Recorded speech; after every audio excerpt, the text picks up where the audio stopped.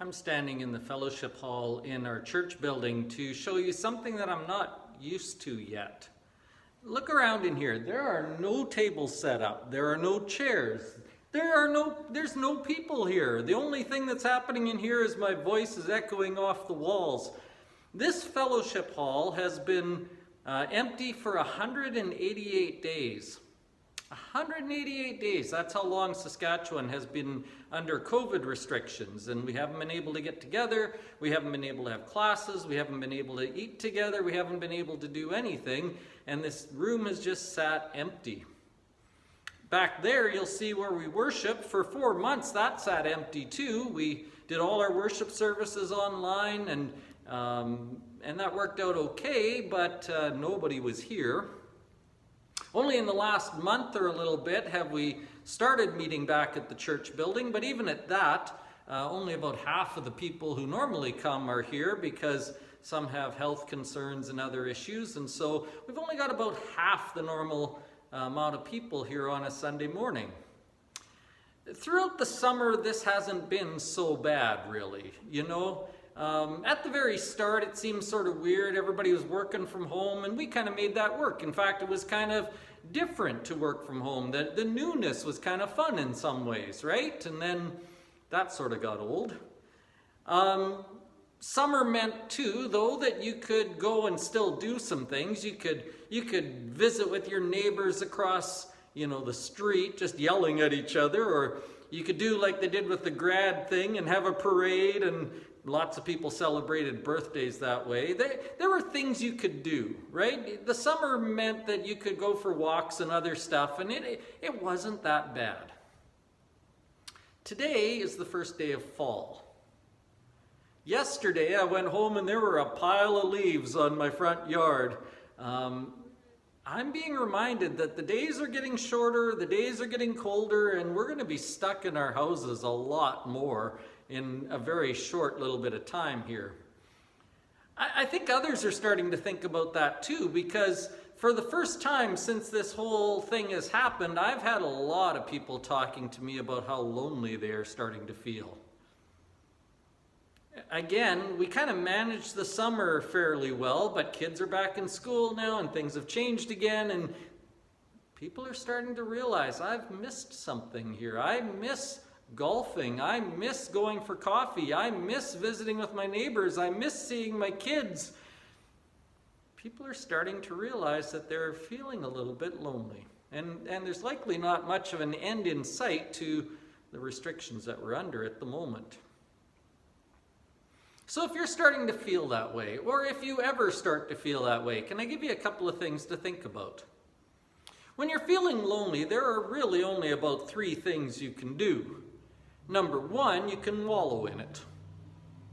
You can do that if you want. You can feel sorry for yourself, and you can blame everybody else, and you can make other people feel guilty for not looking after you or caring about you. You can make yourself miserable, and you can just take your loneliness and your sadness and deepen it if you feel like it. I wouldn't recommend it, but you could do that. Secondly, you could just try and ignore it. I think I see lots of men doing this. Men don't deal with their feelings very well. They're not really good about saying how they are, and so when they're lonely, they fill their days up with things to do. It's better to be really busy than to sit around with nothing to do and thinking about how lonely you feel, and so you just fill your days up with a bunch of things, none of which are really all that important, but at least they fill your time. So that when you get to the end of the day, at least you feel like you've done something, even if it didn't really need to be done and wasn't really all that important. You could just fill your days up with activity and try and ignore how you feel. You could do that. Again, I wouldn't recommend it. So therefore, that leaves us the only other option, the third option, which would be you can do something proactive. You could reach out to somebody. You could start thinking about how others feel instead of just about how you feel. You could think about how you can make somebody else's day better and make them less lonely, and in doing so, that would make you less lonely as well, right? Scripture tells us all the time that we need one another, that we need to be related to one another, that we need relationships, and we need to be caring for each other, and we need to look after one another. In Romans chapter 12, Paul writes to the Roman church and says, "Be devoted to one another in brotherly love." Some of the modern translations say, "Be good friends who really care about each other." Be devoted to one another in brotherly love. Be good friends who really care about each other. Lots of people are friends in name, right? Lots of people are Facebook friends where you just kind of lurk on the things that they're doing. You look at their pictures and it makes you feel like you know them. But this is saying actually care about somebody. Actually get to know them. Actually look after them. Actually reach out to them. Be devoted to one another. Be a really good friend. Goes on to say, honor one another above yourselves.